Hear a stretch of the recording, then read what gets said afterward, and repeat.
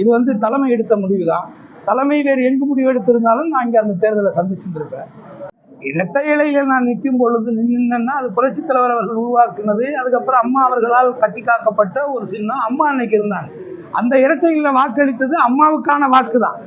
எடப்பாடி பழனிசாமிக்கு வாக்கு யாரும் போடலைங்க. ஏன்னா அவர் கும்பிட்டு விழுந்து வாங்கினதான் அந்த பதவியை தவிர அவர் ஓட்டு போட்டெல்லாம் அவர் ஒன்றும் ஜெயிக்கலை. ஒன்று.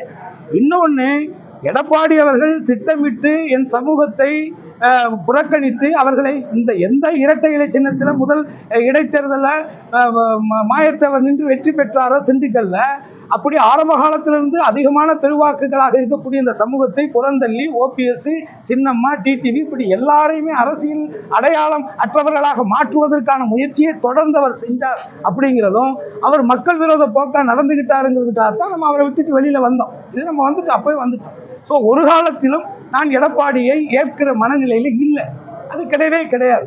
அது அப்போ இருக்கும்போது அது ரெட்டை இலை, இப்போ அது ஒத்த இலை, அதுவும் செத்த இலை. ஏன்னா அந்த இலை இனிமேல் யார் மதிக்க போறாங்க?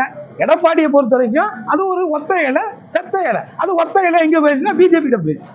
ஸோ இவ்வளவுதான். இப்போ ரெட்டை இலையில ஒரு பக்கம் தாமரை இருக்குது, இன்னொரு பக்கம் செத்த இலை இருக்குது. இவ்வளவுதான் என்னை பொறுத்தவரை.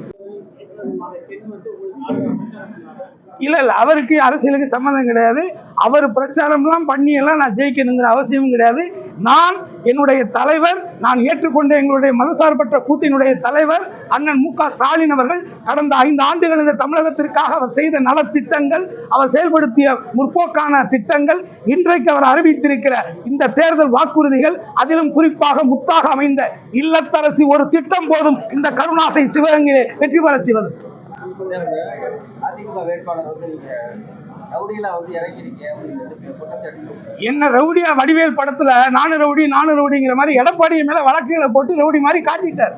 ஆக்சுவலி ஒரிஜினல் ரவுடி அவர் தான், நான் கிடையாது. ஏன்னா அவர் அப்படி பொய் வழக்குகளை போட்டு அரசியல் சூழ்ச்சிக்காக பொய் வழக்குகளை போட்டு என்ன ரிமாண்ட் பண்ணி உள்ள வச்சாரு. அதை இவர் சொல்றாரு.